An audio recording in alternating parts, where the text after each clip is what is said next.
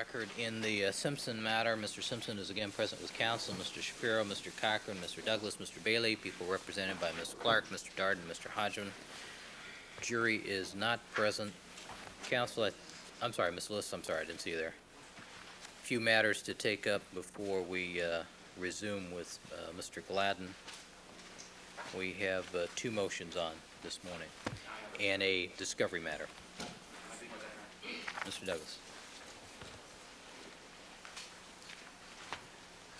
Thank you, Your Honor. Good morning. Good morning, counsel. Your Honor, I'm aware that there has been a dispute or a question concerning the discoverability of an alleged sketch that was prepared by a witness whose name is Tom Lang. I'm also aware now, after having spoken with Mr. Hodgman's office last night, that his office was in fact in receipt in January of this year of that sketch, and for reasons that I'm not quite clear on, chose not to turn it over to the prosecution. I'm also aware that that sketch was the subject of the 1054.7 hearing in chambers with the court last evening. I endeavored, Your Honor, to review the witness list that the prosecutors submitted on January the 5th of 1995. That was an updated list from the one that had been prepared in September of last year. And Tom Lang was on that list as a prosecution witness.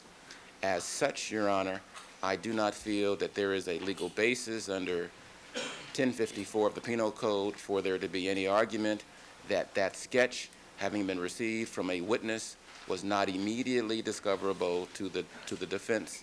And I believe that there has been a violation of the discovery rules and that that document should have been turned over in January when it was first received. That's the first issue. The second issue concerns a witness, Steve Valerie, who we expect to call today on the witness stand. Mr. Valerie was a witness who was mentioned in the opening statement as being one of the passengers who sat directly across from Mr. Simpson in first class on the Chicago-bound airplane, who had the entire flight to observe Mr. Simpson's demeanor, and who will testify that not only was he in a relaxed, calm mood, but on various occasions during the flight, he had occasion to look over at his hands and saw no injuries or other marks or bandages on his hands. Mr. Valerie told me when Mr. Cochran and I spoke with him last night that he spoke to law enforcement officers on or about September 15th of 1994 when he was in London, and there was a conversation with a particular officer because they had contacted Mr. Valerie through Mr. Valerie's family who lived in Irvine. Shortly after the murders, Your Honor, Mr. Valerie was seen on television on one of the network programs talking about his observations of Mr. Simpson that evening. And he believes it was through those conversations that the district attorney's office learned of his identity and then sought to talk with him. When he talked from London, he's a business school student at UCLA at the time, and he was working in London for an American corporation.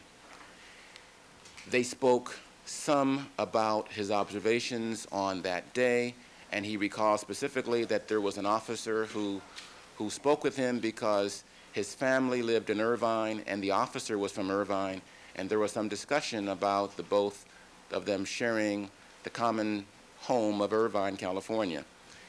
Since he was in London at that time, there was an agreement that he would speak again with the officer upon his return to the States.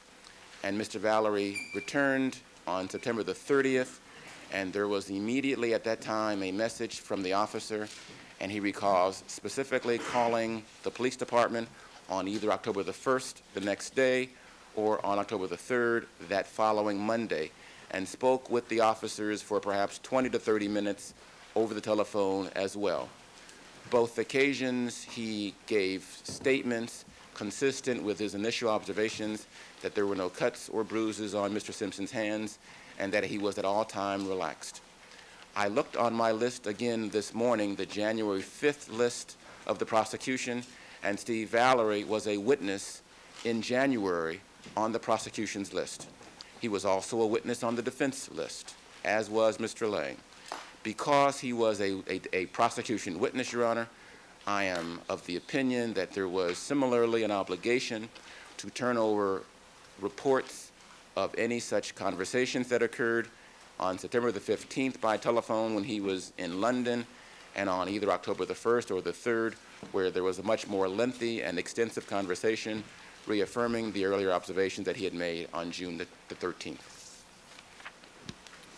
People? Certainly.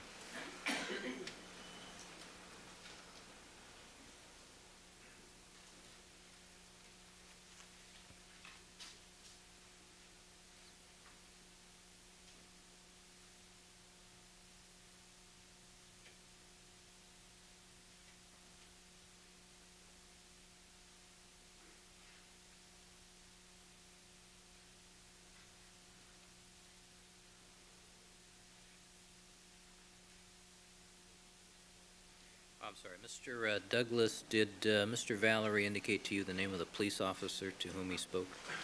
The only recollection he could have as to the first conversation was that the officer lived in Irvine, because they shared the Irvine thing. There was an earlier conversation with Detective Kilcoyne, and he was not sure that it was the same detective on the other two occasions, Your Honor. All right. We do have Kilcoyne's report from June.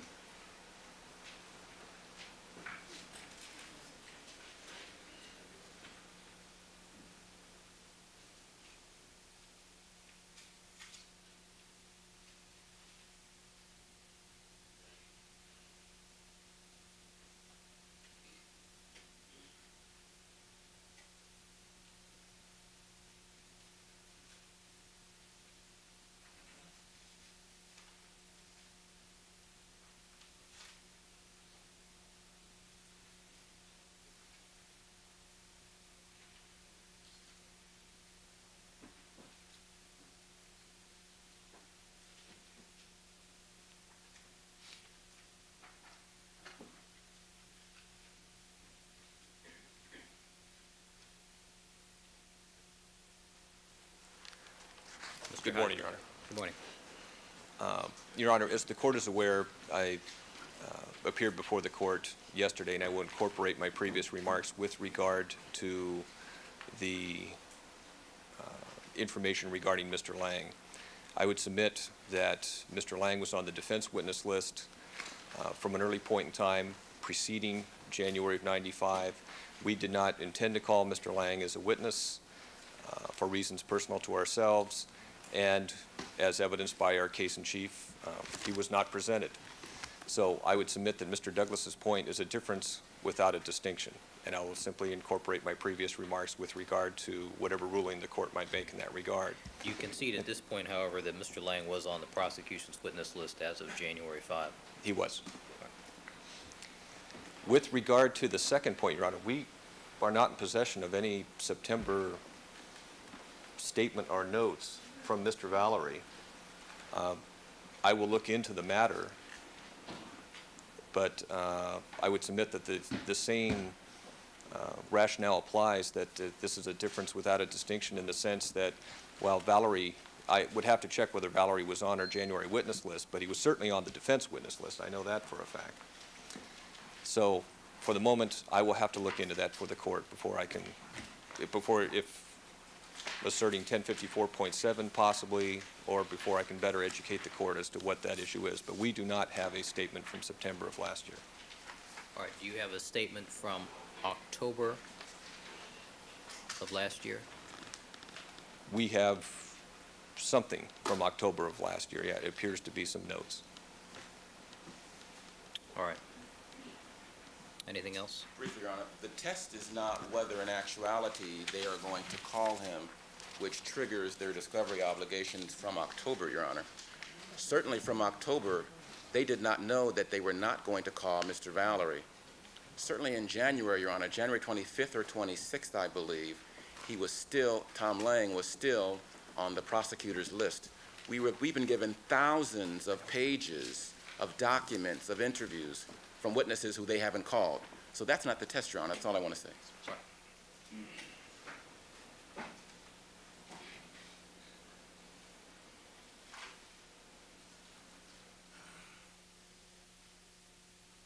Your Honor, the only additional point I wish to make is simply to remind the court of what it is already well aware, and that is the language of the statute. Witnesses that the people or a party intends to call. All right. Thank you. All right, court finds that both of these individuals, Valerie and Lang, were on the prosecution's witness list as of January 5, 1995. As such, any statements that were in possession of the prosecution at that time should have been turned over. Court will direct that the notes from October 94 of Mr. Valerie be disclosed to the defense forthwith, and also this sketch from January of 1995 from Mr. Lang be disclosed forthwith. Certainly. All right, next issue. Since we are the proponent of the testimony of Lori Menzione, I suggest that we would have the burden of justifying her admission. I agree.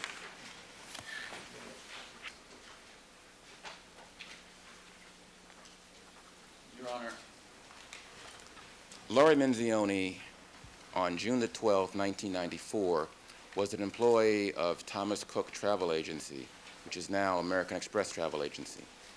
Sometime that morning, she received a call from a Hertz representative whom she knows from having had prior dealings, and was informed that there is a Mr. Simpson on the line that has a death request and needs to make an emergency change in his reservations.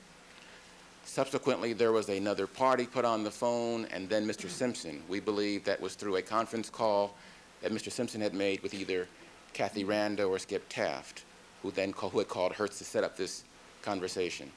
And during the course of the subsequent conversation with Ms. Menzione, Mr. Simpson was attempting, the name was Orenthal Simpson, he was attempting to make new arrangements for the return flight to Los Angeles, having just been informed of the deaths of his former wife and another person. Ms. Menzione, I can tell you as an officer of the court, would testify that during the course of her conversation with Mr. Simpson, she heard a crash-like sound in the background.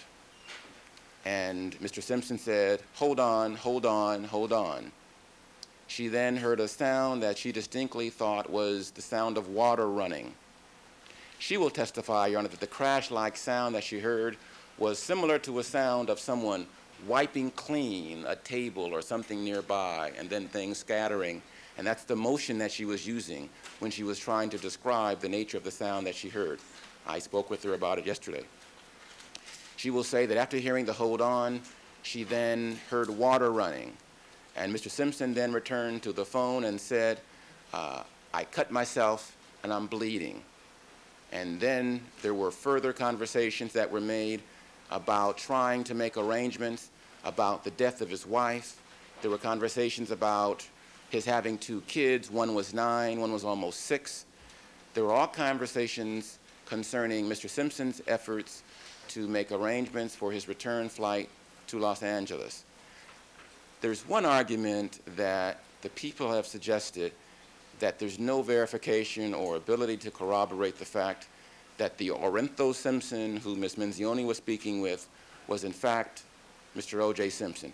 I don't think that there's a great deal of stock in that particular argument, so I'd like to focus my comments on the admissibility of that statement and why I feel that it is admissible. Certainly, Your Honor, the conversation and the testimony about what she heard on the phone, that she heard a crash-like sound over the phone, that she heard running of water, that Mr. Simpson said, "Hold on, hold on." Certainly that the crash-like sound and the water running were percipient sounds that are admissible, irrespective of whatever words or conversations she may have had with the accused. So there is a threshold relevance, clearly. There's a threshold basis to offer the admissibility of her testimony. And it even becomes more relevant, Your Honor, when the court appreciates the context of her testimony with other facts that have already been before the jury and other facts still to come. As an officer of the court, Your Honor, certainly the court is aware that Cato Kalin, Alan Park, Wayne Stanfield, Mike Norris, Mike Gladden have all testified that they saw Mr. Simpson before and during the course of his Chicago flight, and they noticed no cuts, no bruises, no bandages, no evidence of blood on his hands. I'm sure there'll be the argument, well, they didn't look, but that goes to the weight rather than to the admissibility of the testimony. As an officer of the court, I will tell you that there will be other witnesses who will testify today. Howard Bingham, who was also on the flight and had a conversation with Mr. Simpson right next to his seat. Steve Valerie, who was seated in first class across the aisle from Mr. Simpson and had occasion to observe him throughout the entire flight. And James Merrow, who was the Hertz employee who picked up Mr. Simpson at the gate, who traveled with him to the baggage claim area, who will testify that he sat with him in the baggage claim area for 15 or 20 minutes, waiting for the bags to come, watching a relaxed but tired O.J. Simpson greet other fans and bystanders, give autographs, shake hands, and then driving Mr. Simpson from the airport to his hotel, helping him with his baggage, and that there was no cuts, no bruises, no bleeding on his hands as of that point. And now we have Mr. Simpson walking into the hotel, and there has not been one witness who has perceived him that evening who noticed any cuts or bruises on his hands. All right, We then have the testimony. Counsel, I appreciate the relevance.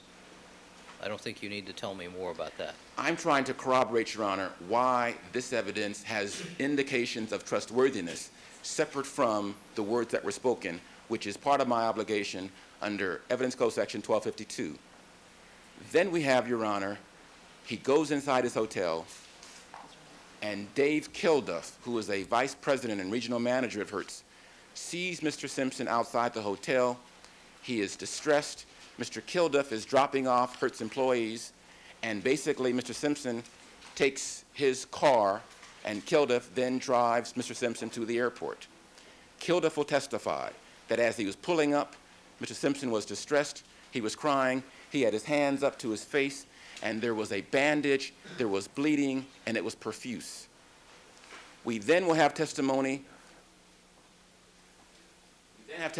of Mark Partridge, who will confirm that there was a bandage on his middle finger of his left hand. Your Honor, I suggest to you there is independent corroboration that the statements that Mr. Simpson made, I'm bleeding and I cut myself, are independently trustworthy. And, Your Honor, under Evidence Code Section 1250, these statements go to the physical sensation of the declarant, and there is a specific clause that says physical sensation includes the bodily health. The people have conceded that if Mr. Simpson were to have said, I'm hurt and I cut myself, that would have been admissible. I argue the statement, I'm bleeding and I cut myself, is also admissible, and it is a distinction without a difference. A statement of his physical bodily health is that I'm bleeding and I cut myself. A statement of physical sensation is that I'm hurt and I cut myself. For all reasons of fairness and probative value, and with the other corroboration that it will be present, I suggest to the court that those statements are an admissible exception to the hearsay rule and should be admitted. Ms. Lewis. Good morning, Your Honor. Your Honor, I spoke with Ms. Menzioni as well on Monday morning when she was, I believe, still in Chicago. The conversation that she had, she made a typed notes with regard to, and those are appended to my brief, and it shows the conversation in some detail as she recalled it within a few days after the conversation itself. So that's certainly the most trustworthy representation of what the conversation was. At any event, she was transferred a call where some caller, some person, presumably from Hertz, I believe, said that they had a Mr. Simpson on the line who needed help because of a death notification, needed help with reservations. That by itself, of course, is irrelevant hearsay. She proceeded to talk to Mr. Simpson and had trouble finding his reservation within the computer system that she was using. So they had rather a lengthy time on the phone. During that time, he sounded like he was moving around the room. At one point, he said, hold on, put the phone down, and she heard what sounded to her like a phone falling, a crashing noise. At any rate, he did, after a pause, come back on the phone, and she said, "Are you all right?" And he said, in what she described back then in a somber tone of voice, "Yes, I've cut myself and I'm bleeding. I was just something about, I was just notified that my wife was killed." And she said, "I'm sorry, was she ill?" And he said, "No, she was killed," something like that. Now, the problem with this is a very elementary one to begin with, and that is that there is no foundation that that was Mr. Simpson who made the call. We can talk about what's reported in the press, and we can try this case based on what people seem to know based on various press reports, or we can resume our trial of this case, as we are doing in a court of law, and go by the rules of evidence. The rules of evidence require the quite elementary foundation that there be authentication of the declarant, of the person making the statement, who in this case is a caller over the telephone. Ms. Menzione told me on Monday that she had never spoken to O.J. Simpson before that occasion. She didn't even realize until the middle of the call that she had, presumably, Mr. Simpson on the line when she finally put together the Orenthal with the O.J. It wasn't until halfway through the call that she even thought that's who it might be. We have him saying that's who he was, but she has never spoken to him before then. She has never spoken to him since then. And as she told me Monday, she did not recognize his voice during that conversation, still does not recognize it, and still could not swear from personal knowledge that that was his voice on the phone. So while Mr. Douglas breezes over this problem, I believe he does so because there is no answer from the defense to this problem that they have presented. This is a basic and elementary foundational problem when you have a hearsay declaration made over the telephone. I'll address only briefly the excited utterance exception, since Mr. Douglas has chosen not to rely on it. I did include it in my brief. It's clearly not an excited utterance because as the court ruled earlier with regard to Denise Brown's statement when she learned of Nicole's death, that, "Oh my God, he did it," or something like that. Because she did not witness the murders themselves, there was no traumatic event to which she was a percipient witness, and that's where the spontaneous utterance exception applies. And cutting oneself is certainly, under the case law, not a traumatic event that's going to cause someone to be extremely upset and agitated so that they say something spontaneously that has trustworthiness. So it fails to qualify under the hearsay exception for a spontaneous statement. And the only other one I was looking to see, well, what could it possibly be an expression of assuming they could cross that first foundational hurdle, which they can, could it possibly be an indication of physical suffering of some kind? And it's not. He states that he cut himself. He doesn't even say that it hurt. And I'm not conceding at all that it would come in necessarily if he had said it hurt him. But the point of that exception is to allow in civil actions testimony as to pain and suffering, because that's always going to be a hearsay type of declaration that comes out to prove what somebody's feeling, since you can't otherwise prove what they're feeling. So it's the sensation and not the visible result that gets testified to, because there's no other way that can come in under the law without making an exception for it. And the final thing I want to point out, Mr. Douglas stands up here and says, as an officer of the court, he can represent that all of these witnesses saw no cut on Mr. Simpson's hand repeatedly throughout the time that he was on the flight and so forth.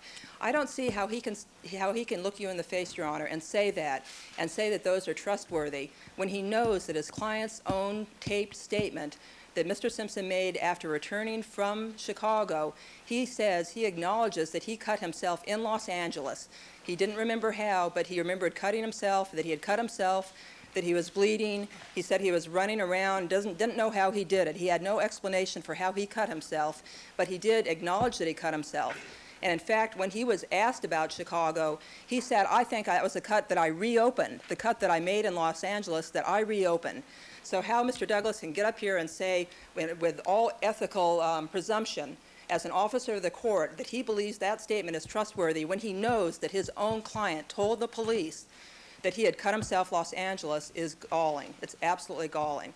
So for that reason, because the words out of the defendant's own mouth under a calm, voluntary, Mirandized situation, which is tape recorded, because he acknowledges having cut himself in Los Angeles, all of these other supposed indicia where someone is supposed to notice whether someone has a cut on their hand, and because they don't, that seems to prove that they don't have a cut. All of those indicia are rendered absolutely untrustworthy because the court has the defendant's statement out of its own, his admission out of his own mouth. So first and foremost, and the easiest basis upon which the court can rule is the one, frankly, that I feel the court is duty-bound to rule, and that is that there is no foundation that this caller was indeed Mr. Simpson, as we know the law requires. Mr. Douglas? I'm concerned about two things. One, the inability to identify the person to whom she was speaking, and I'm concerned about the offer of proof regarding the indicia of reliability point raised by Ms. Lewis concerning statements that your client made. First of all, Your Honor, the witnesses will say that Mr. Simpson was not bleeding until after walking out of the hotel, and then he was bleeding. And that is the major cut that was on the top of Mr. Simpson's finger that witnesses will say they didn't see. Now, there were other cuts on other portions of his hand, but the major cut on the top of the middle finger of the left hand, witnesses will say was not bleeding and was not seen until Mr. Kilduff and Mr. Partridge were the first witnesses that would see and would testify about that cut and about the cut bleeding. In terms of the indication of who the person was on the phone, Your Honor, certainly if the court considers the totality of all of the other information in the case, as the court must, there are sufficient indication of trustworthiness. One, we know it was a Hertz event. The witness will testify that she got a call from a woman she has dealt with in the past who was a Hertz employee. Is there any record of this three-way phone conference or any phone record contemporaneous with your client's hotel room? There are records, Your Honor, of Mr. Simpson having called Mr. Taft. There are records of several calls that Mr. Simpson made to Kathy Randa. There are records of calls that were made to Mr. Merrill, who was the person that had taken him to the airport, and there were arrangements that were made, and there were other calls that were made, Your Honor. Oh, no, Mr. Douglas, what I'm interested in, do you have phone records that show this call to Thomas Cook, now American Express? It wasn't a direct call from Mr. Simpson, Your Honor. It was a call that was received from Hertz. I understand that.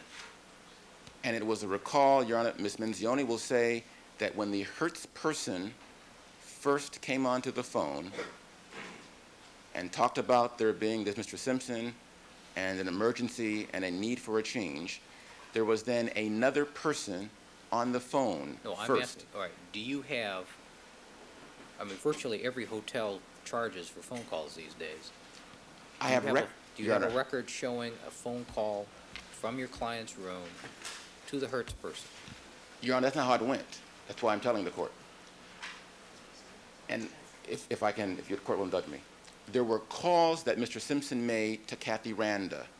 There's been testimony from Ms. Simpson, Arnell Simpson, that Ms. Randa and Mr. Simpson had a practice of making three-way calls.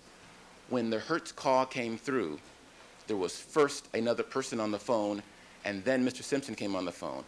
Ms. Menzioni will also say that at the conclusion of the call, Mr. Simpson said, "Thank you, Kathy," to Ms. Menzioni, which suggests to me that certainly this was one indication or one occasion when there was a three-way call with Mr. Simpson having called Kathy Randa, she putting Simpson in touch with Hertz, Hertz then calling to Menzioni, and arrangements were made for travel.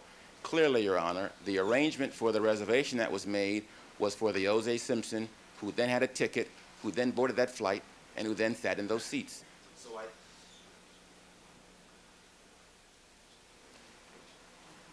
When they were asking about the nature of the emergency, there was discussion about my wife had just been killed. They had asked, was it an accident? No, she had been killed. There was a discussion about his children. There's one 9 and there's one almost 6. These aspects of the conversation were reflected in the notes that Ms. Menzioni prepared that were attached with the motion. Who would have known, Your Honor, other than O.J. Simpson, early on the morning of June the 13th, that there had been a death of an O.J. Simpson? That wasn't news in Chicago at that point, Your Honor, that the caller had a child that was 9 and almost 6, that the caller wanted to make a particular flight from American Airlines. They tried to go to different airports, different airlines, but there was none that would get him into Los Angeles as quickly as the flight that was booked. I think, Your Honor, there is sufficient indication that the caller was O.J. Simpson. The name was Orento. The reservation was Orento. He was asked to spell the name Orento, and during the course of the conversation, she said, "Oh, you mean you're the movie guy?" "Yeah." And there was some reflection during the course of the conversation that she was speaking with the O.J. Simpson.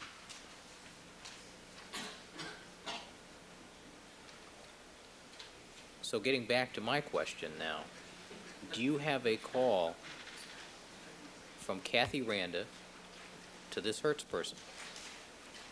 Your Honor, I do not at present have records from Kathy Randa to Hertz. I have records. Mr. Douglas, Mr. Orenthal is clearly a unique and distinctive name. The facts and circumstances indicate probably so. Do you have something independent of this conversation that can establish to me that the likelihood is this is the person?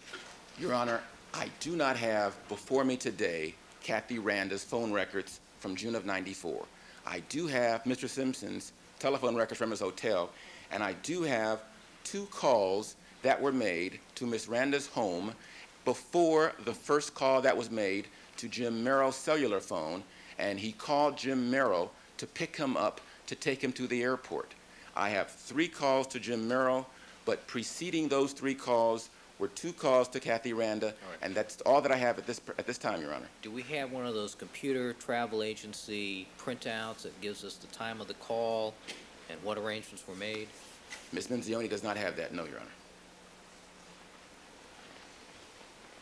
But, Your Honor, before the call was made to the driver to come pick me up and take me back to the airport, there were 2 calls made to Kathy Randa. Certainly, Your Honor, that supplies the indication. At the end of the call, he says, "Thank you, Kathy," to Ms. Menzione. She'll testify to that. Certainly, Right. Your Honor. Is Ms. Randa available? As a witness in the case? Yes. She is. Ms. Menzione flew out here from Chicago. She's going back today, and I'd like to get her testimony on today. She leaves at 2:45 today. Well, she knows how to change reservations. Probably so. Counsel, I think Ms. Lewis's point is well taken at this point regarding foundation, but there's not much more that needs to be done, but I'm indicating to you I need something a little more than what's there. Because relating a conversation with somebody that you've never talked to before, I think you need something more than what you got here. Even though there are independent confirming events during the course of the conversation that suggest only one person. It's the foundation for the conversation itself. Your Honor, I wanted just the court to be aware of an additional circumstance. No. I've ruled, I've found an inadequate foundation at this point. All right, Your Honor, since the, if the court is moving on. Yes. Since the people did file the 402 motion to bring this to the court's attention, may the people have the first argument with regard to Christian Reichardt. Your Honor, it appears from all I can tell that the defense is attempting to introduce evidence regarding Faye Resnick's past drug usage and her intervention and alleged past problems with drugs through her ex-boyfriend, Christian Reichardt. There is almost no testimony that Mr. Reichardt has to offer that I believe is admissible under the law.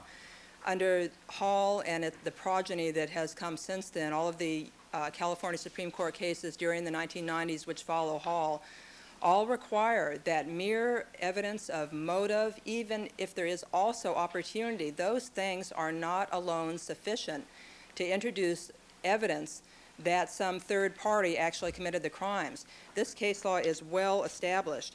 In the Pride case, the trial court kept out evidence that the husband of one of the murder victim had received $40,000 in life insurance money and remarried a year later, because the California Supreme Court said in that case where the defendant is sitting on death row that that was insufficient evidence to raise a reasonable doubt that the defendant committed the murders as a matter of law.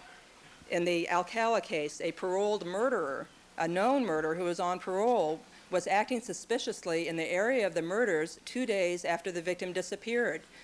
The trial court kept that out. The California Supreme Court said insufficient evidence to raise a reasonable doubt. There was nothing linking him to the actual perpetration of the crime. In People v. Clark, there was a third party connected with the case who had committed a murder by decapitation. And in this case, the murder was by decapitation. The Supreme Court said in a case, all of these cases, the defendants are now sitting on death row.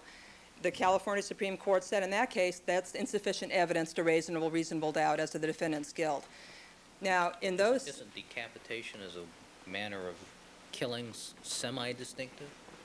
The California Supreme Court said that's insufficient. You would think so. I mean, that's similar MO, but that's not enough. There has to be somebody actually... And as I recollect, that was multiple decapitations, I believe yeah. so. So there has to be evidence, there has to be a lot more evidence than the defense could ever hope for here.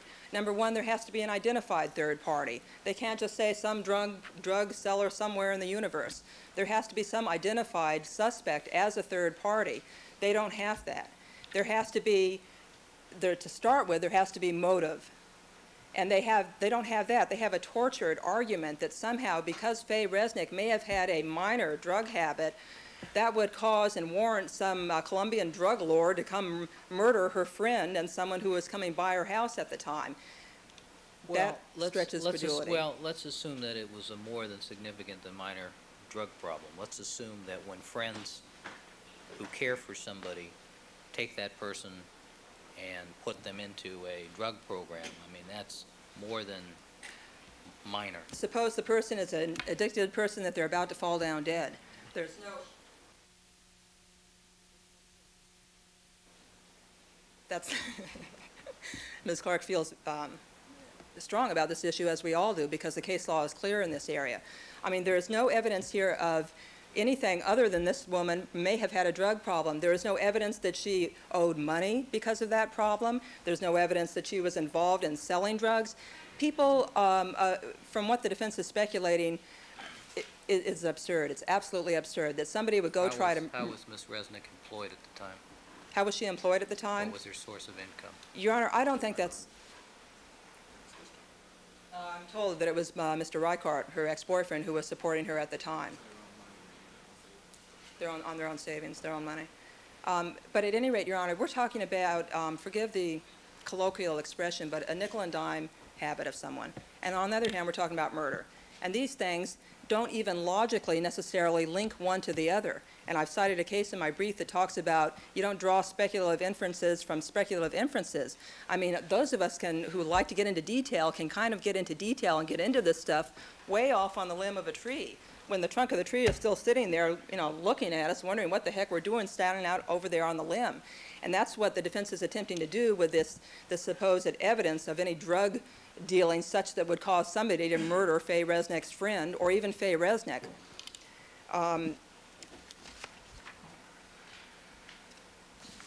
There's just simply, there's insufficient evidence. The third obvious thing, I shouldn't say obvious, but the third thing that the California Supreme Court consistently requires before saying that there's any possibility that it might raise a reasonable doubt is an actual link to the murders of this named third party, evidence actually connecting. And that's where the defense would try to get into speculation and based upon speculation by trying to argue that there's more than one murderer, and therefore if there's more than one murderer, maybe that was the drug seller. And even though we don't have a name of a person because Faye Resnick may have had a drug habit, it's likely to believe it was a drug seller. It's really ridiculous, Your Honor. There's just too many inferences and too much speculation. It doesn't, none of this evidence in this entire trial warrants finding that there's evidence actually linking anybody other than the defendant, Orenthal James Simpson, to these murders. It is just not there. No matter how much Mr. Cochran and the other defense team members would try and weave that spin in front of the jury, it just does not survive. There's just not evidence there. And the case law is clear. Our California Supreme Court has spoken on this topic repeatedly over the 1990s, current law, that is insufficient.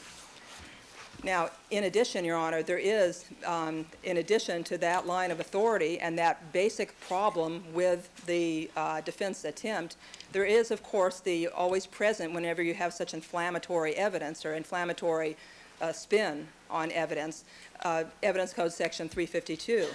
And here, according to our transcript of our interview with Mr. Reichardt, there is hardly a thing in there that isn't objectionable based on 352 grounds and relevancy. There is some discussion in there of a sexual encounter between Faye Resnick and Nicole. I don't know if the defense is trying to elicit that or not. There's simply no relevance to that. It's unduly inflammatory.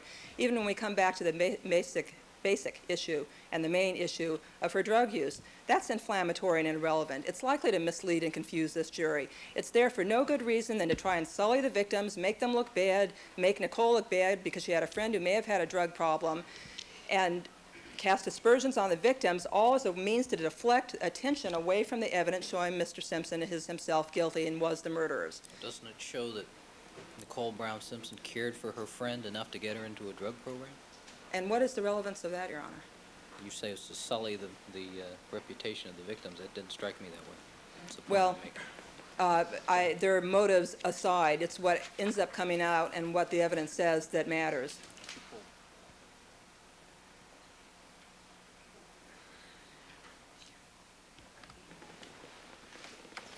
That's right, Your Honor. We don't want to have a mini-trial on Faye Resnick and her potential past drug usage. I'm not sure to the extent that she's acknowledged any drug usage, so I don't want to acknowledge any on her behalf. She certainly hasn't personally told me of any.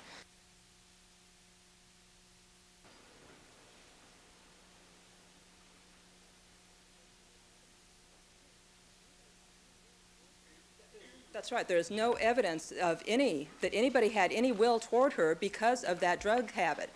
Anybody who was likely to murder her. There's no evidence of any drug seller that had threatened her or to whom she owed money, that was in town that night, that was anywhere near the premises. There is simply nothing even to link up that motive. And even if you had that link that might link up the motive, you don't have the evidence of actual perpetration. All of that is still speculation. There's still no evidence actually linking such a hypothetical person to being the murderer and the person who killed those two innocent victims. So the defense has gone far afield in trying to backdoor in, I guess, Mr. or Ms. Resnick's use of drugs through her ex-boyfriend. I see the court has acquired a textbook. I'll pause. I just had a point of curiosity here. You know, on the other hand, there are a few things which we don't find objectionable if the defense would choose to put on Mr. Reichardt for those reasons alone, and that is that shortly before the murders, the defendant told Faye Resnick, and Ms. Resnick repeated it to Christian Reichardt, that he was going to kill Nicole. And she told him that before the murders occurred. So if the defense wants to allow that hearsay where Mr. Reichardt comes in and testifies that Faye Resnick told him, the defendant said that, we'd be happy to admit that. We'd be happy to allow them to question him with regard to the lengthy conversations the defendant had over the 2 weeks preceding the murders with Faye Resnick, and why, when he was talking about why won't Nicole return my telephone calls, why won't she call me, where he appeared to be obsessed with her then, contrary to the image that the defense is trying to portray that he was all happy-go-lucky about them having broken up. And we also don't object to Mr. Reichardt acknowledging that Mr. Simpson gave him $5,000 for doing a 5-page, I believe, outline for some video of his.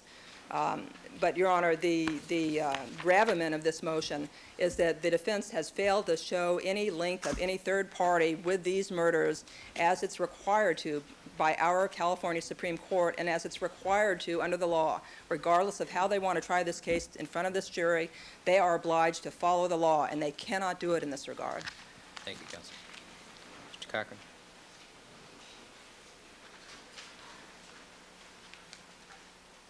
Good morning, Your Honor. Morning. Just briefly, Your Honor, you've been very patient this morning listening to the lawyers, and so I'm not going to belabor this, but I think I should set the record straight on a couple of things. Ms. Lewis speculates far too much about what we expect to do. She didn't have the benefit of our conversation back in chambers, which you now have with counsel, with Mr. Darden and Ms. Clark there. But let me just indicate that with regard to Dr. Reichardt, Dr. Christian Reichardt, he does have very, very relevant testimony. First of all, let's talk about demeanor. Dr. Reichardt spoke with our client, Mr. O.J. Simpson, at about 9 o'clock on June 12, 1994, in a phone conversation, in which he would, I believe, testify about Mr. Simpson's demeanor, that he was calm, that he was relaxed, like he always was. That at that conversation, they made a date to have dinner, along with Paula Barbieri, on the Wednesday preceding or succeeding that Sunday evening. So I guess that would be Wednesday, the 15th of June. He's had a long-standing relationship with Mr. Simpson. And for a counsel who come and make these speculations based upon just scintilla of knowledge is unfortunate. Because what happens, she would know, this man is a chiropractic doctor, and his lawyer has assured me he would have made a lot more than $5,000 if he'd been in his office for the work that he did on a Playboy video. That was how you conduct yourself, I think, on flights and how you avoid jet lag and things like that. That was subsequently promoted. So who can quarrel upon that? Mr. Simpson didn't give him anything. He was paid for what he did at the time. So we clearly have the demeanor. In addition to that, perhaps the prosecution doesn't know, because Dr. Reichart spoke with Nicole Brown Simpson about 4:30 or 5 on that afternoon. He also spoke with her, as I've indicated to the court, on Friday evening. He was a friend of all the parties here involved. Now, it's interesting that Mr. Lewis would speculate out loud about some relationship. The court will recall that from the defense side, we've never said one bad thing about either of these victims, and we will not do that.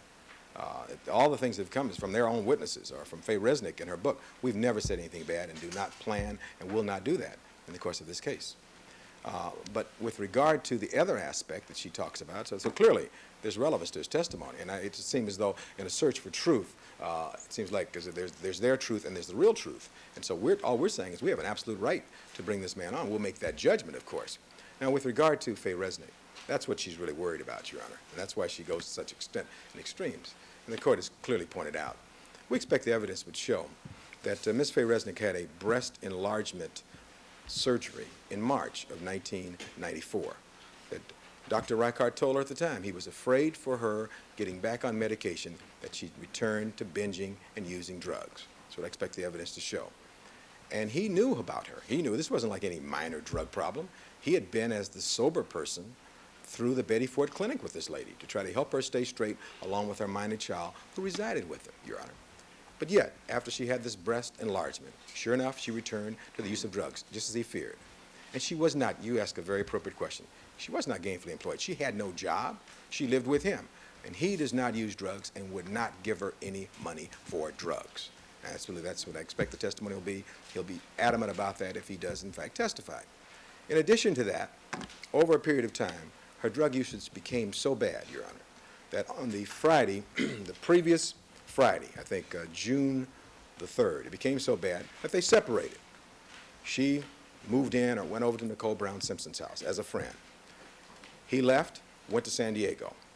She called him from Ms. Brown Simpson's residence, indicating she was staying there now. And for that, he returned home on Sunday. She was still at Nicole Brown Simpson's residence. She would only come home during the day to change clothes or to get clothes, but she was residing in Nicole Brown Simpson's residence. We think this is very relevant because when I had Detective Lang on the stand, there was some question about whether she moved in with Nicole Brown Simpson. I think we can show that through Christian Reichart. Of more importance, and the fact that Nicole Brown Simpson was a very good friend of this lady and should never be maligned, and they shouldn't even think about it being maligned. On Wednesday of that week, the 8th, the situation with Faye Resnick became so bad with her use of cocaine that her former husband, Paul Resnick, contacted Christian Reichart, Your Honor, and said, look, it's gotten so bad, I'm concerned for Francesca, I'm concerned for her.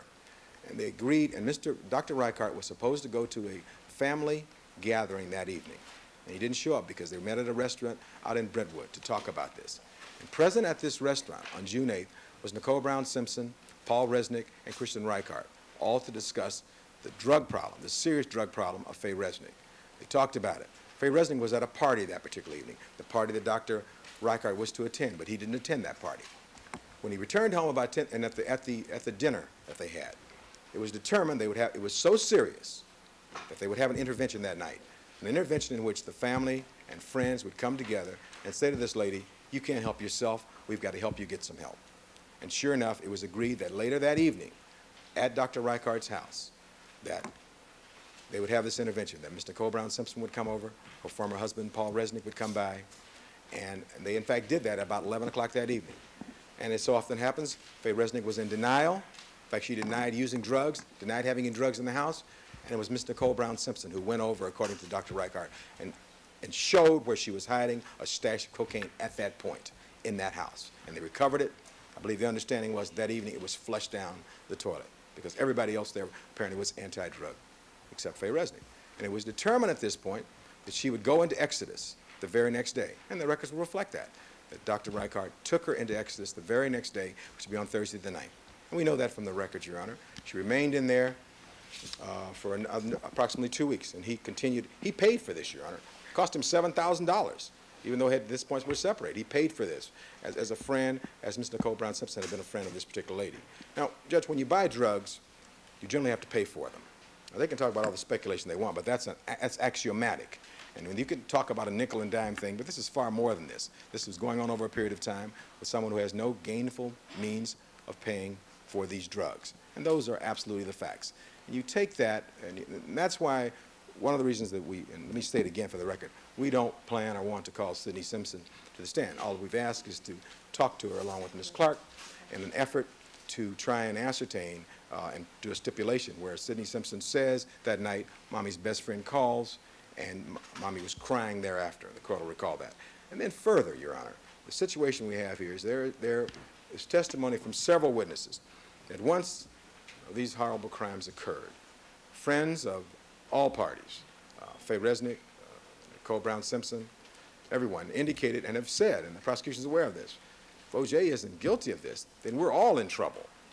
And and there's testimony, for instance, from Dr. Reichart, that he slept with a gun for the several weeks or 10 days after this happened. There was great fright and concern at Exodus, where Faye Resnick was, when Kristen Reichart went to see her at the drug treatment facility that night. They thought this was a drug-related situation and that this was a payback for not paying these drugs, and all these people felt that exact same way. They all felt that way, and we think that is relevant, and it certainly ties in. And so what I've tried now is to demonstrate to Your Honor what I expect is relevant testimony that we can demonstrate.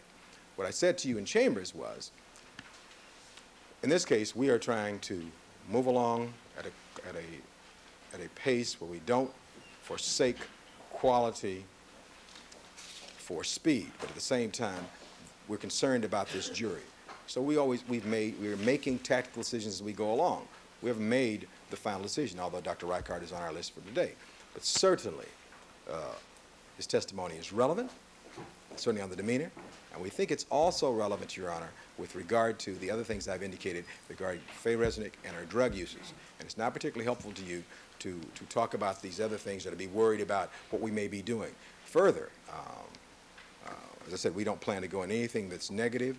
And further, any hearsay statement we don't plan to elicit, as I mentioned to you back in chambers. Any hearsay alleged statement made by Faye Resnick attributed to our client is total double hearsay. In that same interview that Mr. Darden conducted, Dr. Reichart was never on the phone at any time and didn't hear. He just heard what Faye Resnick was saying. And he also told Mr. Darden that during this time that she was allegedly talking to Mr. Simpson, she was high on drugs at that very time. And he'd been working all day and came home and didn't want to hear this, what he considered nonsensical conversation. So I promise not to be lengthy, but I thought I should make an effort to set the record straight. If you have any questions regarding this, I'll be more than pleased to try and answer them. Oh, thank you, counsel. Your Honor, Mr. Cochran has just made my point perfectly. We've gotten off into an intrigue with regard to Faye Resnick, and he still has failed to satisfy the requirements of the case law. Who was her dealer? Who did she owe money to? Did she owe money to anybody? Was the person bent out of shape? Was that person somebody who the defense can identify? Was that person somebody that had an opportunity to kill her? I mean, he has still failed to go through and enumerate some evidence actually linking the perpetration of these crimes with anybody other than Mr. Simpson. And it's clear from all that he said that none of that does that. It's all speculation. All it does is confuse and mislead the jury. And by the way, he mentioned that there is so much concern about some other murderer. As a matter of fact, it's my understanding that Mr. Kardashian's child was staying at Faye Resnick's house as late as February. So clearly that's just something he's shooting off of the mouth. Tonight occasionally, I'm told. So, but, you know, all of this has become ridiculous, Your Honor. It is far out on that little twig at the very end of a limb on a tree with a big trunk. That big trunk is all the evidence against Mr. Simpson. That little leaf sitting out there in the wind, blowing in the wind, is the defense hope that they can somehow get the jury to believe that some drug seller is the one who actually committed the murders. And, Your Honor, Mr. Cochran talked at length about that, but he also spoke about conversations over the phone. By the way, the conversations that Christian Reichardt had with Faye Resnick are clearly hearsay. I don't know why he thinks that would be admissible. At any rate, the conversations, excuse me, counsel. He was just asking if you could repeat the last comment. He didn't hear that. Oh, the conversations that were had over the phone, or the conversations that Mr. Reichardt had with Faye Resnick clearly are hearsay, regardless of whether Christian Reichardt heard the defendant over the phone or if he's just speaking to Faye Resnick. At any rate, Mr. Cochran was also talking about a conversation that Mr. Reichardt had with the defendant, allegedly, at 9 o'clock on June 12th before the murders, and as further demeanor evidence. Well, I would submit that the likelihood of misleading or confusing the juries versus the probative value of somebody's demeanor as interpreted over a telephone weighs against that evidence coming in. Because to say how somebody sounded over the phone without an opportunity to see their demeanor is their physical body language in conjunction with that voice, disembodied voice on the telephone, is really virtually meaningless. Further, Your Honor, in that regard, the defense, I don't know I don't know if there's been discussion of this previously, but the defense is treading on dangerous ground when they talk about Mr. Simpson's demeanor. They're getting into his character for peacefulness under the assumption that a murderer, or that someone who does not commit murder, acts peacefully up until the time of the murder. I didn't phrase that very well, but... Well, Ms. Lewis, let's not launch into that issue. The issue before the court right now is the Hall issue. All right, and it is clear that nothing Mr. Cochran has said has identified any third party or has shown any link of evidence besides a motive of some unidentified third party. He's failed to satisfy the requirement, all of the case law that our California Supreme Court has repeatedly held with regard to defendants who are sitting on death row waiting to be executed, repeatedly held that the trial courts properly ruled to keep out that evidence because it didn't raise a reasonable doubt as to the defendant's guilt when there was insufficient evidence linking any third party. In those cases, it was a known identified third party, linking any third party to the actual murders themselves. Here, all of the evidence shows and points to Mr. Simpson as being the person who murdered Nicole Brown and Ronald Goldman. And there has just been a failure, absolute dismal failure, to show any of that actual evidentiary link which the case law requires. Thank you, counsel.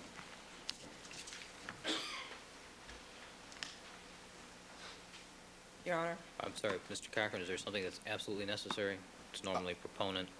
It is, I consider it absolutely, about 1 minute of absolutely necessary things. 1 minute. Thank you, Your Honor. In that regard, I just wanted to point out to the court with regard to People v. Hall that where this evidence of third-party culpability would raise a reasonable doubt, is capable of raising a reasonable doubt in the minds of the jurors of the trier effect, we'd be permitted to put that on. You know, the question she raised is not our question. We have tried to link and show the court what the evidence would be in that regard. It seems to me it's totally reasonable under the circumstances for a trier of fact to find that reasonable, given the nature of what was happening, what happened that night, and under these circumstances. And the prosecution has a lot of theories, but the theories oftentimes are mangled by the facts of the case. And so I think I just want to point that out to the court. That's the crux of that particular issue. But it has nothing to do with Dr. Reichardt testifying. I think the court will concede that. There's abundance of testimony that he could make as to whether or not we would launch in that area is the issue when we get to Hall. That's all I want to say here. All right. All right, the issue here is the presentation of evidence of third-party culpability. The California Supreme Court in People v. Hall, which is at 41 Cal 3rd, addressed this issue very succinctly and gave the trial court a great deal of guidance, and specifically the comments made by Justice Mosk at page 833. The California Supreme Court has followed that reasoning also in People v. Karish, K-A-U-R-I-S-H, 52 Cal 3rd at 648. Also, as mentioned by counsel People versus Clark at 3 Cal 4th, People versus Pride at 3 Cal 4th, and also the Justice Pro Tem's opinion in People versus Von Vius. These cases all indicate that before third-party culpability evidence is admissible, there must be evidence of motive, opportunity, and direct or circumstantial evidence linking a third party to the commission of the crime. I find that there was, given the facts of this case, opportunity for a third party. However, I find that the offer of proof regarding motive to be highly speculative, and I find the offer does not adequately address either direct or circumstantial evidence linking a third party to the scene. So the court will sustain the motion in limine to bar testimony from Dr. Reichart regarding drug usage by Faye Resnick. All right. So those other issues that we discussed is Dr. Reichart's contemporaneous dealings with Mr. Simpson on the date in question is clearly relevant. All right, let's take a recess for 15 for the court reporter. May I just address the Right. court for 15 seconds? I just heard Mr. Cochran mention the content of apparently some conversations Mr. Reichardt had with Nicole Brown. I have not seen that in any discovery, and he is their witness, and I would like that if at all possible. In addition, on the 1054 issue as it relates to Christian Reichardt, I have my notes, some notes, personal notes that I'd like to hand to the court on the 1054 issue ex parte. 1054.7. 1054.7. All right, hand it to Mrs. Robertson, please. We'll take 15.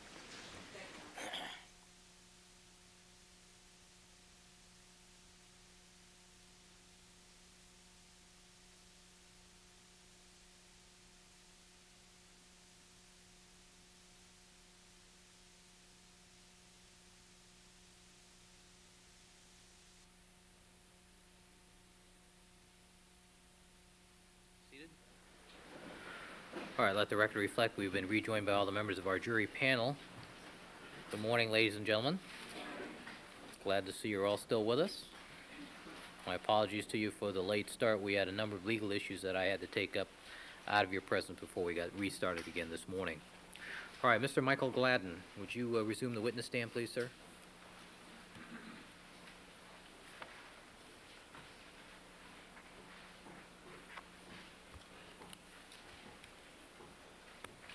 And Mrs. Robertson, do you have those two exhibits available? All right, good morning, Mr. Gladden. Good morning. You're reminded, sir, you are still under oath. Mr. Cochran, have you concluded your direct examination? Yes, I have. All right, Mr. Darden. Good morning, ladies and gentlemen. Good morning, Mr. Gladden. Good morning.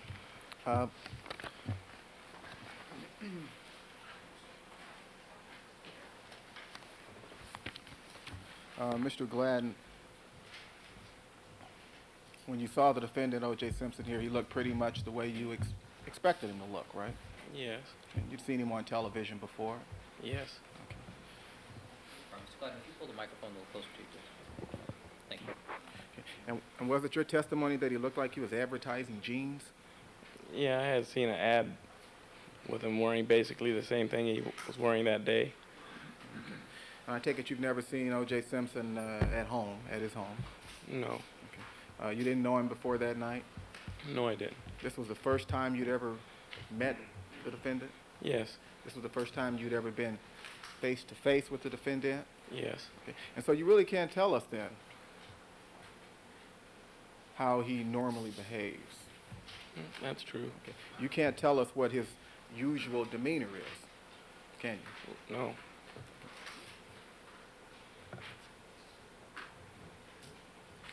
You never saw the defendant carry any luggage? I seen him trying to close a tall bag, and then I think he laid something on the cart after the limo driver had put a bunch of stuff on the cart. Okay. But you didn't see him carry any luggage, did you? I really wasn't paying attention to that. So you didn't see him carry any luggage? No. You didn't see him carry something over his shoulder? I wasn't. After he gave me the autograph, Mike Norris came to ask me something, and so I really wasn't watching what he was doing. And after, we'll strike that. When you got the autograph, you handed the defendant a pad, the Post-its that you Yes. showed us yesterday. Is that right? Yes. Did you also hand him an ink pen? Yes, I did. And did he take that ink pen out of your hand when you extended your hand? Yes. Did he drop the ink pen? No. Did he seem to have any trouble grasping the ink pen? No. And he took that ink pen and he took that pad, right? Yes. Okay. Did he have any trouble grasping the pad? No. Did he grimace in pain at all when he took the ink pen from you? No. By the way, did you shake the defendant's hand? No, I didn't. He didn't extend his hand to you? Well, he just took the autograph, the thing autographed it and handed it back. Did you ever extend your hand to him as if to offer a handshake? No, I just said thank you. He said you're welcome. Did the defendant have a cut on his left hand? No, I didn't see one.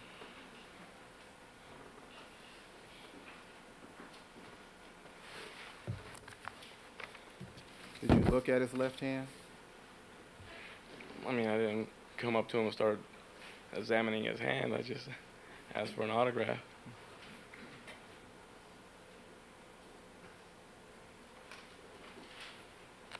Well, did you see his left hand?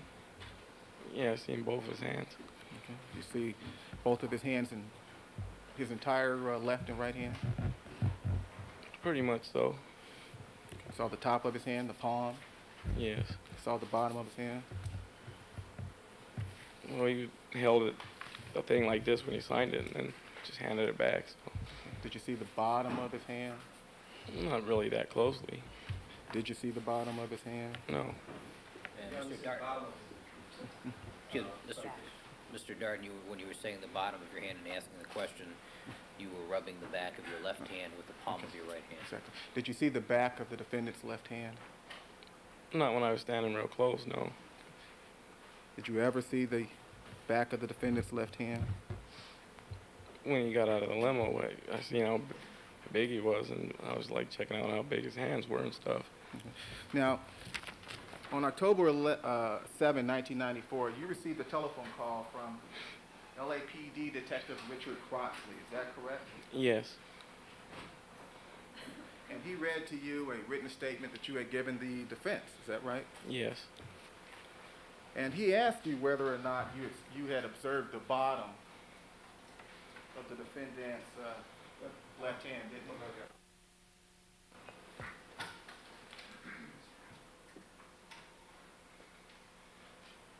Yes, he asked.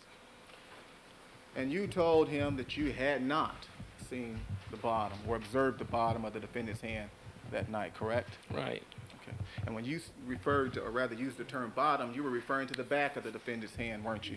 Yes. Okay. You can't tell this jury that the defendant did not have a cut on his left hand when you saw him, can you? I can tell if he was bleeding or not. You can tell? I mean, he asked me, did I see any blood? I said no. Okay. You didn't see any blood on the defendant? No. Okay. You didn't see any blood on the back of his left hand? No. Okay. Then again, you didn't see the back of his left hand, right? Right. So you don't know whether the defendant's, whether the back of the defendant's finger on the left hand was cut or not, do you? No.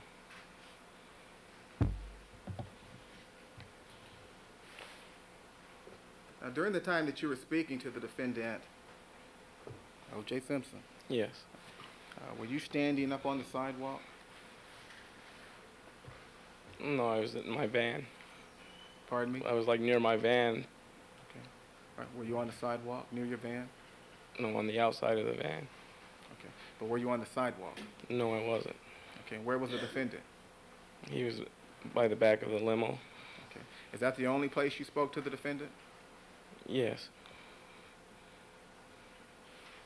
Now, how did you describe the defendant's demeanor yesterday? Pretty calm. Just taking his time. Did he appear calm throughout your contact with him? Yes, pretty much so.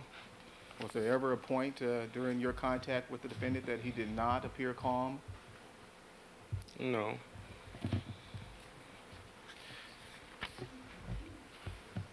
Mr. Gladden, you work at a Vons supermarket, don't you? Yes. And that supermarket is located at 230. Excuse me. That supermarket is located Hold on. on, just the city is fine. Okay. The supermarket is located in the city of Santa Monica. Yes. Okay. And what do you do there? Work in a service deli. Were you there this past Monday, July 10th? Yes. And while you were there Monday, July 10th, you were telling people about your observations of the defendant that night. Correct? Yes.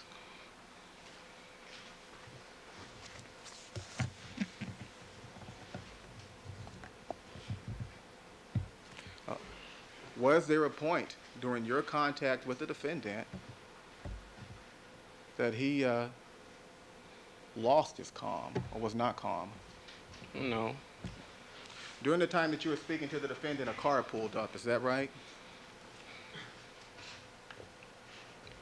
Not that I was aware of. Not that you're aware of? There's cars coming and going all the time. Okay.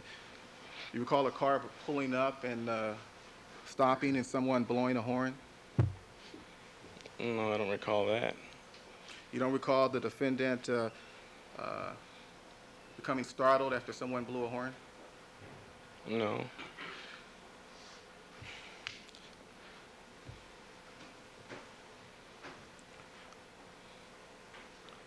Do you know someone named Robert Driscoll? No, I don't. Do you know a driver for Bond's Grocery named Robert No. or Bob? No. Did you have contact with a driver for Vaughn's Grocery on Monday, July 10?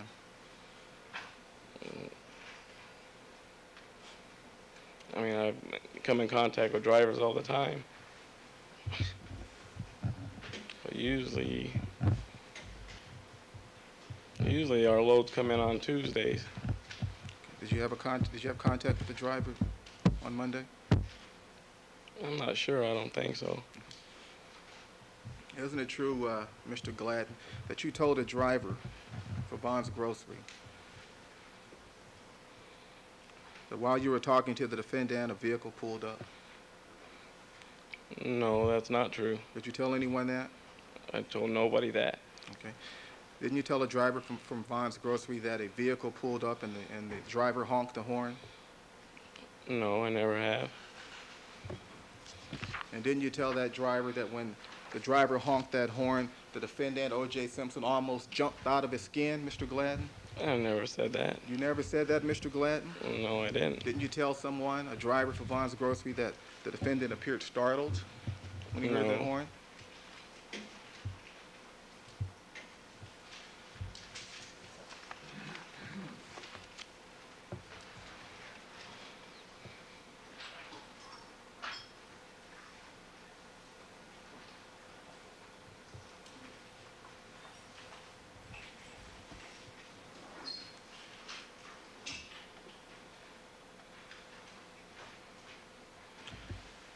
Mr. Gladden, you asked for the defendant's autograph because he was a celebrity, is that correct? That's true. And you've asked other celebrities for their autographs, haven't you? Yes. How many celebrity autographs have you obtained? Since I've been working there, probably about 3 or 4 maybe. Okay, and who else? What other autographs have you obtained? Cecil Fielder. Okay, and he's a baseball player? Yes. And I got I think Steve Garvey. I got it for somebody else. Okay, he's a baseball player? Yes. And who else? And Lou Holtz was a football coach. Notre Dame's football coach, Yeah, Lou Holtz? he was out there practicing his golf swing. Okay. Anybody else? O.J. Simpson. Okay. You don't have any celebrity autographs from any actresses?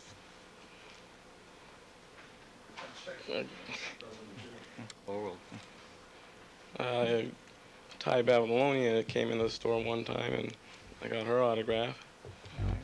But for the most part, the celebrity autographs that you have are autographs from sports heroes, right? Yes. Okay. You watch a lot of sports, do you? Yes, I do.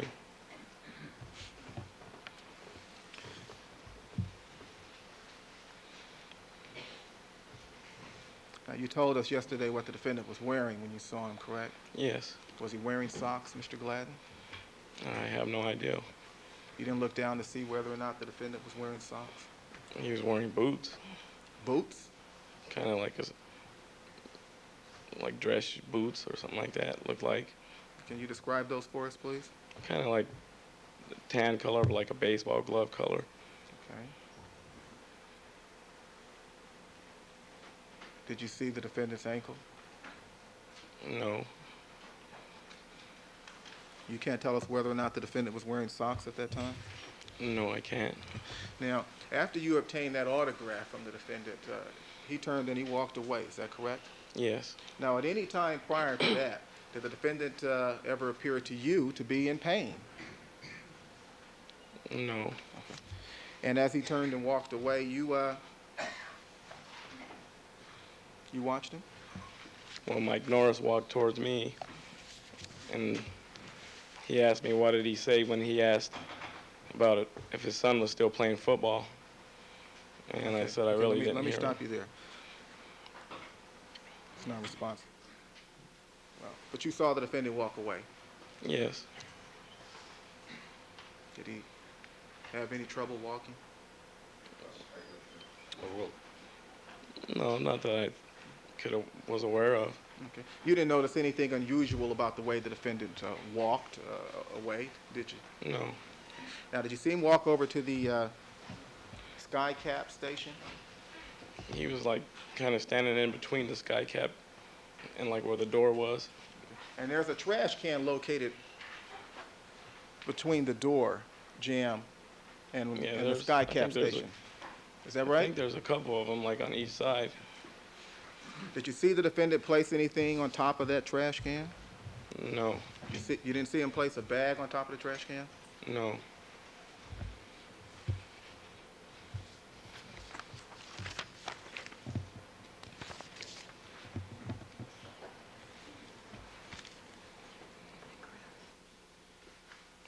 Did you see some golf clubs that night?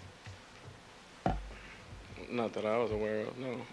Did you see anyone take a golfing bag, golf club bag out of the trunk of the limo? No, I seen like a big black bag. I don't know what was in it. Was that black bag about 4.5 feet tall? Yes. And did you and Michael Norris leave the curb at the same time? I think I pulled out before he did. Now, did you tell us yesterday that you saw the defendant at the rear of the limousine? Yes. Okay. And you saw him open up a bag? No, I never said that. Okay. You didn't see the defendant open up a bag? No. Did you see him reach into a bag? No. You see him remove anything from a bag? No.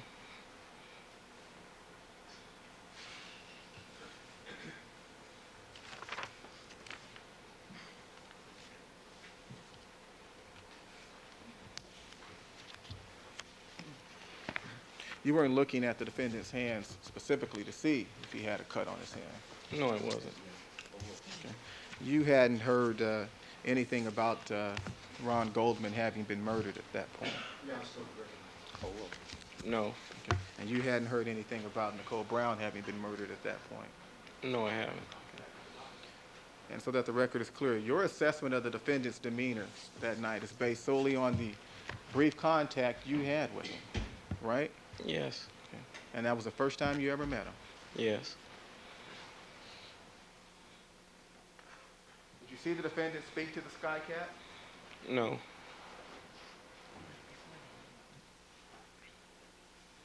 you leave, strike that, did you see the defendant approaching the Sky Cat? No, I did not. Thank you, that's all I have. Mr. Cochran? All right, Mr. Gladden, thank you very much, sir. You're excused. The next witness will be called in is Mr. Howard Bingham. All right.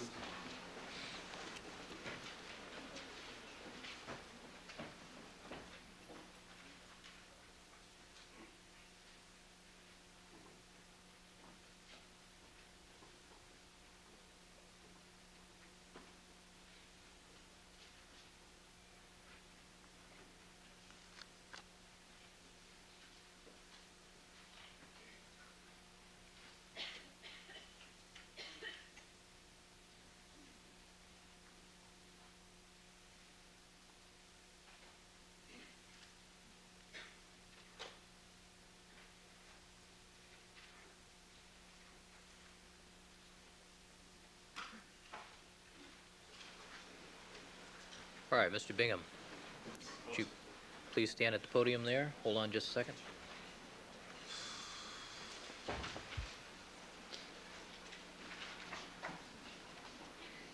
Raise your right hand, please. Do you solemnly swear that the testimony you may give in the cause now pleading before this court should be the truth, whole truth, and nothing but the truth, so help you God? I do.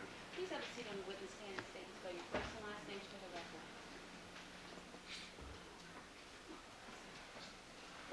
Howard Bingham. Howard, H-O-W-A-R-D, L. Bingham, B-I-N-G-H-A-M. All right, Mr. Bingham, would you just sit back and pull the microphone close to you, please? Mr. Cochran. Thank you very kindly. Good morning, Mr. Bingham. Hi, sir. How are you doing? Mr. Bingham, sir, what is your occupation? I am a photographer, And are you a world-renowned photographer? the world's greatest. All right. And if you, just so we're clear about that, have you recently published a 30-year journey of Howard Bingham, your own personal book on photography? Yes, I did. On Muhammad Ali. And do you have acquaintance with a man by the name of Muhammad Ali? Yes, I do. What about that acquaintance? How long have you known him? I've been on Ali ever since 1962. I've been all over the world with him, and some say he's my best friend. I talk to him all the time, every day. Just left him the night before last, had to come here. All right. You've come here pursuant to subpoena to testify, is that correct? Yes, I was at the All-Star game. And in addition to being the best photographer in the world, do you have any other occupation? Yes, I am. I will be producing a movie with Sony and John Peters on Muhammad Ali's life, Very good. which we just signed this not too long ago. Are you nervous today? Very. And do you have a slight speech impediment? Yes, I do, but that's no hindrance. All right. I'm here. All right, good. Thank you very much for coming. Sir, are you acquainted with the gentleman over here, Mr. O.J. Simpson? Yes, I am. And about how long have you known Mr. Simpson? I have been seeing and knowing him ever since about 1968 when he was at USC. And so you came to know him there. Did you ever take pictures at that time? Yes, that's how I met him. I am a photographer, and I was at the games and in the locker rooms and just taking pictures at the games here and there. All right. And as such, would you say that he's an acquaintance of yours, somebody you've known over the years? Yes, sir. All right. Now, Mr. Bingham, sir, I want to direct your attention back to the date of Sunday evening, June 12th, 1994. Did you have occasion to be at Los Angeles International Airport on that evening? Yes, I did. And did you have occasion to leave Los Angeles to go someplace that evening? Yes. And where were you going? I was on the way to Chicago. All right. And why were you going to Chicago? I had a meeting that Monday morning with Muhammad Ali and a friend of mine, John J. Hooker. All right. And so do you remember what time your flight was due to leave that evening? 11:45. And do you remember about what time you got on the flight? I'm always late, so it was about 11:30. 11:40 maybe. 11:35, 40, around there sometime. All right. You have, by the way, were you flying first class? Flying first class, of course, right? No, I was not flying first class. You were in coach? I was in coach, unfortunately. Okay. All right. And let me ask you this. Have you provided me with a copy of a boarding pass that you had that particular night? Yes, I did. And, Your Honor, I'd like to mark that as defendant's next in order, if the court pleases. I'm sorry, 1244. May I approach, Your Honor? You may. We have the counsel copy. Mr. Bingham, I want to show you a... Yeah. Oh, here you have the original. Would you like to keep the original? Yes, I would. Okay. Well, let me just show you a copy, Your Honor. This is a copy made from that original. And I'll place this before you. Is this a fair and accurate copy of the boarding pass that you provided us with for your taking that flight, I believe, 668 Chicago on June 12th at 11:45 p.m.? It is. And as I understand it, it also has your seat number. We can make that out on that night. Yes. And what was your seat number? On here it says 21E. All right. I think. I don't have my glasses. All right, well. Your Honor, I'm going to show this quickly to counsel and then... I think we've seen those. Right. That's right. 21E? Yes. Okay.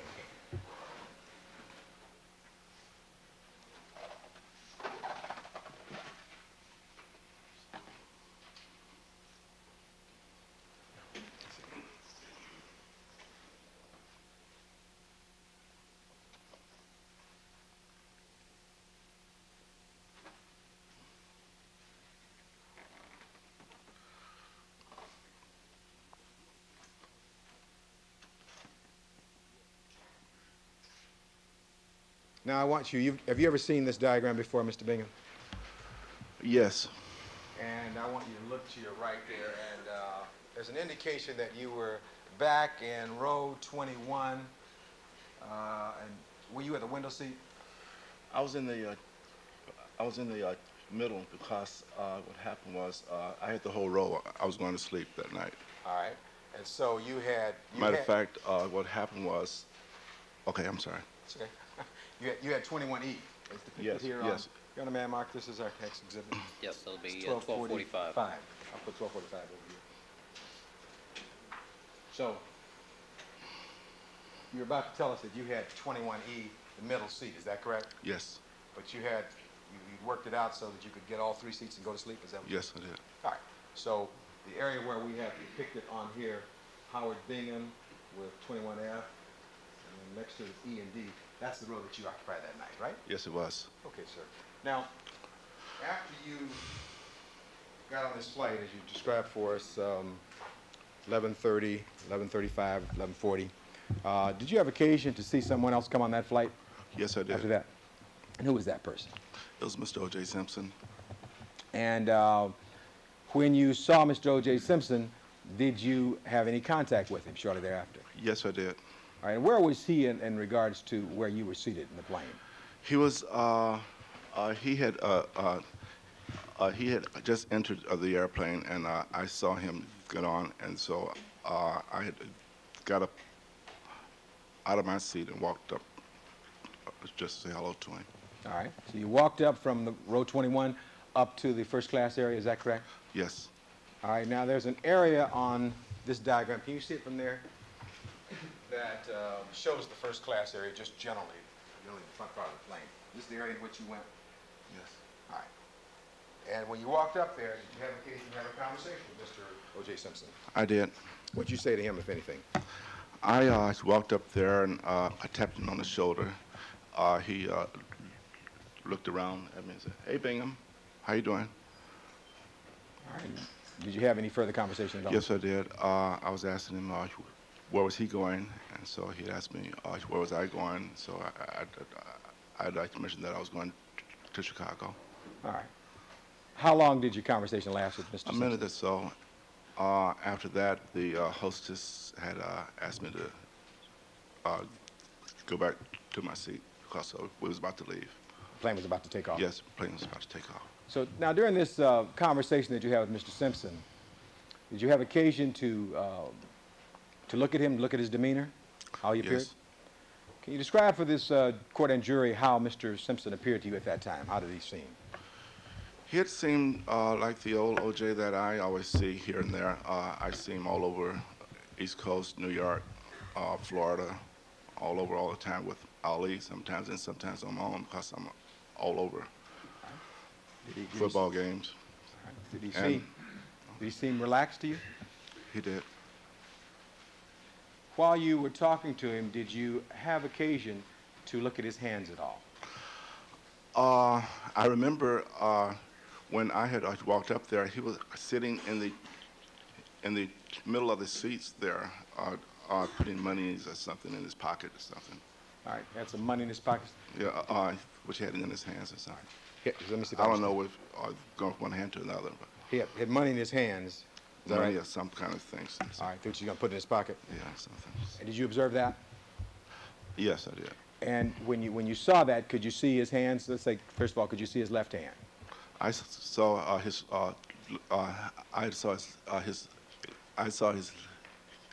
left and right hand. All right. And did you notice anything unusual about either his left or right hand? I did not notice anything unusual. Did you see any cuts on either his left or right hand? I don't think so, no. Did you see any blood on either his left or right hand? I did not. Did you see any blood on any of his clothing at that time? I did not. Now, after seeing him and talking to him briefly, and when the stewardess told you that you had to return to your seat, did you return to your seat? I did. So that we're clear, you went back to the area of row 21, is that correct? I did. All right, and then, did you talk to Mr. Simpson at all during that fight anymore? No, I did not. And you're both going to Chicago, and when you got to Chicago, did you have occasion to see him at all? I did. And where did you next see Mr. Simpson after the encounter you just told our jury about? I saw him the next time. It was in the baggage area at the Chicago airport downstairs. All right. Was he met by some person, if you know? There was a man with him at the time I saw him. All right. There was a man down there with him. Yes. And did you say anything to him when you saw him down there at all? I did. All right. Well, without going into it, did you have occasion to stay around that airport for a while before you left to go downtown to Chicago? I did. All right. And did Mr. Simpson leave before you left? He did, yes. And who did he leave in the company of, if anyone? With another guy. I don't know his name or anything. All right. Is that the same guy you were just describing, the same individual you were just describing for us? Yes. All right. And when you saw Mr. Simpson downstairs, was that in the baggage area at O'Hare? It was. Okay. We at O'Hare Airport? O'Hare Airport. And when you saw him there, was his demeanor the same as it had been when you saw him getting on the flight? Counsel's correct. Let me just try to shorten it, but let me ask you, how did Mr. Simpson appear to you when you saw him down in the baggage area before he left? It was the same as I always see him, you know. I would thank you very, very much for coming today, Mr. Bingham. We appreciate it. Nothing further at this point, Your Honor. All right, Ms. Clark.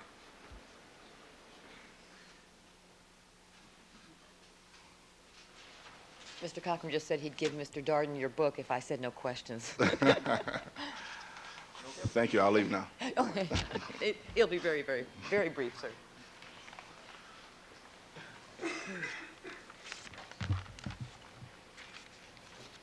All right, now you have been seeing the defendant off and on in your travels for many years, correct? Yes, I have. Have you ever socialized with him, sir? No, not really. Okay. Did you ever visit him in his home? No, I have not. Has he ever visited you in your home? He has not. Have you ever gone out to dinner with him? I have not. Or lunch? I have not. I was at events where he was at lunch, you know, with Ali, and so he was in the audience. Okay, so you're talking about a big... In a big auditorium. thing with hundreds of people. Okay. So, not alone, though. Not alone. No. All right. And on those occasions, sir, were you seated at the same table with him or just in the same room? Same room and up front, because I was always with Ali, and so. So all the big people sit up front? Not all the time. But sometimes? Yes, sometimes. Okay, and then he'd be there too? Yes.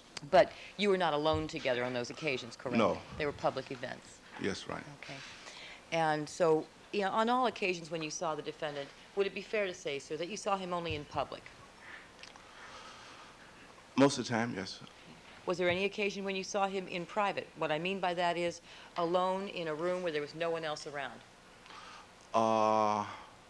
There have been times, say, like I remember we was in Florida, and I just saw him in the bar area, hotel bar area. Okay, but again, that's a Yeah, public right, area right. too. So There was a bartender there. yeah, over to the side. Yes. Okay. What I mean is, alone in a room where there was no one else, no, never happened. No, Okay. never. And I'm sorry. Mr. Bingham, if you would you allow Ms. Clark to finish asking you the question before you start to answer, because the court reporter's having a hard time because you're both trying to talk at the same time. I shall. Okay. You'll get out of here a lot quicker if we do it that way. Thank you. All right. Ms. Clark? Now, your book, does it attempt to depict the different sides of Muhammad Ali? Yes, it is. And so there is one aspect of Muhammad Ali that you see in public. Is that correct? Oral. You can answer the question. You can answer So that. now, It's okay, yes. You can answer the question. Do you remember it? no. It's okay. I'll do it again. Your book attempts to depict the different aspects of Muhammad Ali, correct? Yes, As he behaves privately and as he behaves publicly. Is that a fair statement? yes. Now,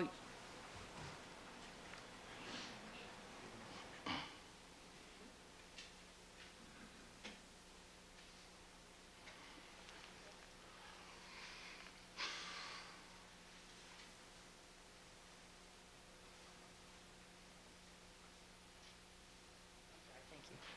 Sorry, sir. Now, when you got on the plane in Los Angeles, was the defendant the last person to board? I don't know if he was the last, but he was like one of the last.